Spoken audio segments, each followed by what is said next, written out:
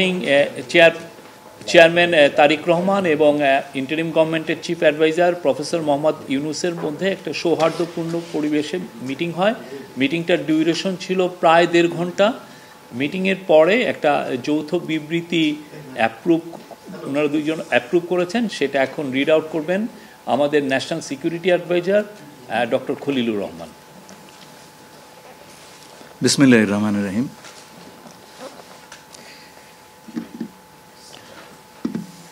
মাননীয় প্রধান উপদেষ্টা এবং বিএনপির ভারপ্রাপ্ত চেয়ারম্যান দুজনের অনুমোদিত যৌথ বিবৃতিটি আমি পাঠ করে শোনাচ্ছি।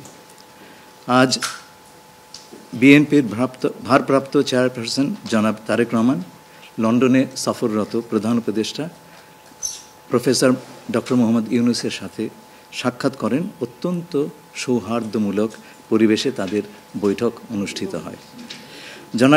জনাব তারেক রহমান প্রধান উপদেষ্টার কাছে আগামী বছরের রমজানের আগে নির্বাচন আয়োজনের প্রস্তাব করেন। দলের চেয়ারপারসন বেগম খালেদা জিয়াও মনে করেন ওই সময় নির্বাচন অনুষ্ঠিত হলে ভালো হয়। প্রধান উপদেষ্টা বলেন যে তিনি আগামী বছর এপ্রিলের প্রথমার্ধের মধ্যে নির্বাচন অনুষ্ঠানের ঘোষণা দিয়েছেন। সকল প্রস্তুতি সম্পন্ন করা গেলে 2026 সালের রমজান শুরু হওয়ার আগের সপ্তাহেও নির্বাচন আয়োজন করা যেতে পারে। সেক্ষেত্রে সেই সময়ের মধ্যে সংস্কার ও বিচারের বিষয়ে পর্যাপ্ত অগ্রগতি অর্জন করা প্রয়োজন হবে। জনাব তারেক রহমান প্রধান উপদেষ্টার এই অবস্থানকে স্বাগত জানান এবং দলের পক্ষ থেকে তাকে ধন্যবাদ জ্ঞাপন করেন। প্রধান উপদেষ্টাও জনাব তারেক রহমানকে ফলপ্রসূ আলোচনার জন্য ধন্যবাদ জানান। আপনাদের সবাইকে ধন্যবাদ। আমরা 7টা কোশ্চেন নিব। আপনারা কোশ্চেনগুলো করবেন হচ্ছে আমাদের national security adviser doctor Khalilur Rahman এবং বিএনপির স্ট্যান্ডিং কমিটির মেম্বার আমির খসরু মাহমুদ চৌধুরী। প্লিজ। আমার একটা প্রশ্ন, জুলাই সনদ নিয়ে কোনো কথা হয়েছে কি আজকের বৈঠকে? না, জুলাই সনদ নিয়ে তো অলরেডি আলোচনা চলছে দেশে, এবং এই ব্যাপারে আমাদের মধ্যে অলরেডি সিদ্ধান্ত আছে যে ঐক্যমতের ভিত্তিতে জুলাই সনদ হবে, এবং সংস্কারের ব্যাপারেও একই উত্তর আমাকে দিতে হয় যে ঐক্যমতের পরিপ্রেক্ষিতে আমরা সংস্কার এবং জুলাই সনদ দুটাই করব। সকলের ঐক্যমতের পরিপ্রেক্ষিতে সেটা সিদ্ধান্ত নেওয়া হবে, এবং এটা আমি নিশ্চিত এটা খুব কম সময়ের মধ্যে আমরা সেই সিদ্ধান্ত নিতে পারব।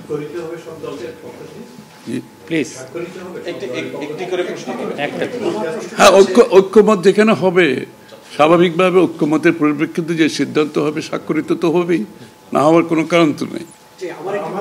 Please please please please please. উনি প্রশ্নটি হচ্ছে যে যেটি বারবার যে কথাটি বলা হচ্ছে যে রুটম্যাপ, নির্বাচনের রুটম্যাপ, নির্বাচনের একটি সঠিক তারিখ নির্ধারণে আসলে সমস্যাটা কোথায়?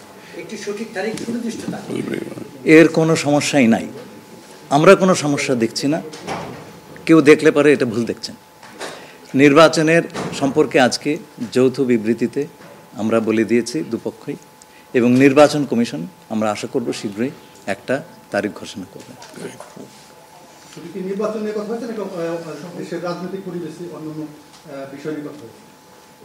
সব বিষয়ে আলোচনা তো হবে, স্বাভাবিক। আমরা তো নতুন বাংলাদেশ গড়ার প্রত্যয় নিয়ে সামনের দিকে এগোচ্ছি। সবাই আমরা চাই দেশ গড়ার যে প্রত্যয় আমরা নিয়েছি, আমরা ঐক্যবদ্ধভাবে সেই কাজটা করব। শুধু নির্বাচনের আগে নয়, নির্বাচনের পরেও বাংলাদেশ গড়ার যে প্রত্যয় নিয়ে আমরা সবাই ঐক্যমত হয়েছি, সেটা আমরা সামনের দিকে এগিয়ে নিয়ে যাব। একজন প্লিজ প্লিজ উনি বলুন। সংস্কার নিয়ে যে দীর্ঘ আলোচনা হচ্ছিল, সেই সংস্কার বিষয়ে বিএনপির পক্ষ থেকে বা তারেক রহমান সাহেবের পক্ষ থেকে আপনারা কিভাবে রিঅ্যাক্ট করেছেন? যে আবার স্যার আমি শুনি, যে সংস্কার নিয়ে যে বর্তমান সরকারের যে একটা বিশাল রূপরেখা তৈরি হয়েছে, একটা বিশাল তালিকা, সেই তালিকা নিশ্চয়ই আজকে আপনাদের সামনে উপস্থাপন করা হয়েছে। যে সংস্কার বিষয়ে আপনাদের মতামত কি? বিএনপি কিভাবে সেটাকে? না, এটা তো পরিষ্কার। এটা এখানে না বোঝার কোনো কারণ নাই। বিষয়টা হচ্ছে সংস্কার। চিফ অ্যাডভাইজার সাহেব, তারেক রহমান সাহেব, আমরা সবাই একই কথা বলছি। যে বিষয়গুলোতে ঐক্যমত হবে সেগুলোতে সংস্কার হবে, তাই না? তো সংস্কারের বিষয়টা একটা চলমান প্রক্রিয়া।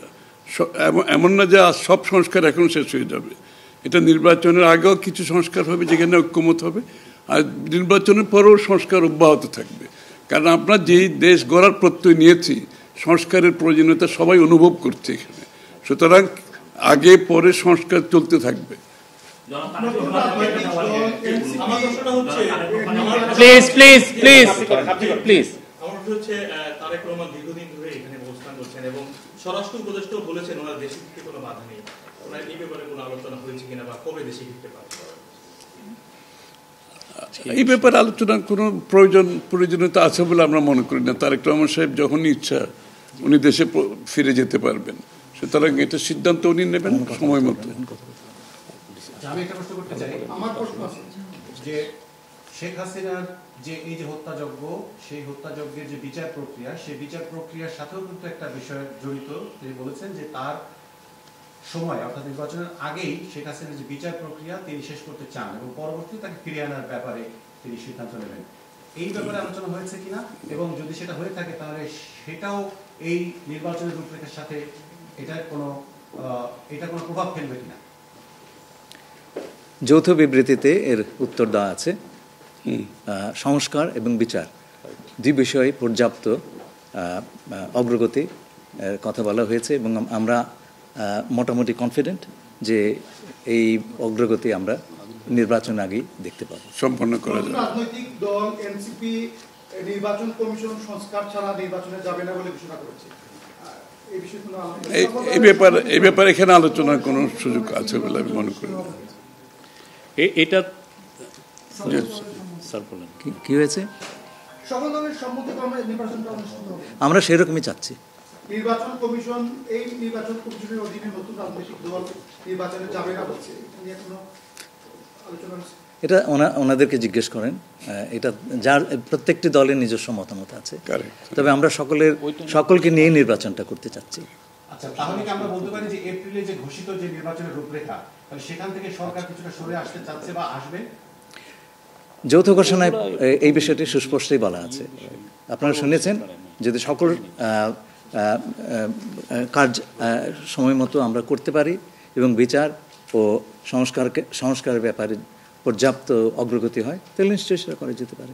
এখানে আমি একটু অ্যাড করি যে ইয়ের সাথে, যে মিটিংটা প্রথমে আমাদের দুই সাইডের ডেলিগেশনের সাথে হয়েছে এবং পরবর্তীতে 1-to-1 ওনারা দুজনে দীর্ঘ সময় আলোচনা করেছেন। আপনারা কি সন্তুষ্ট কিনা? নিশ্চয়ই সন্তুষ্ট। শুধু আমরা তো বলছি নির্বাচনের আগে নয়, নির্বাচনের পরও দেশ গড়ার ক্ষেত্রে আমরা সবাই একসাথে কাজ করতে হবে, নতুন বাংলাদেশ করতে হবে। আর সন্তুষ্ট না হলে তো যৌথ ঘোষণা আসবার কথা নয়। এখন যে বিচার প্রক্রিয়া চলছে বিগত সরকারের বিভিন্ন, আপনি একবার কোশ্চেন করেছেন প্লিজ। না আরেকটা লাস্ট কোশ্চেন নিব, লাস্ট একটা কোশ্চেন নিব। জি, জাতীয় ঐক্যমত্যের সরকার গঠনের বিষয়ে কোনো আলোচনা হয়েছে কি? না, এটা তো নির্বাচন পরবর্তী সিদ্ধান্ত, যারা নির্বাচিত হবে তাদের সিদ্ধান্ত। সুতরাং এখানে তো আলোচনা হওয়ার কিছু নাই। Thank you.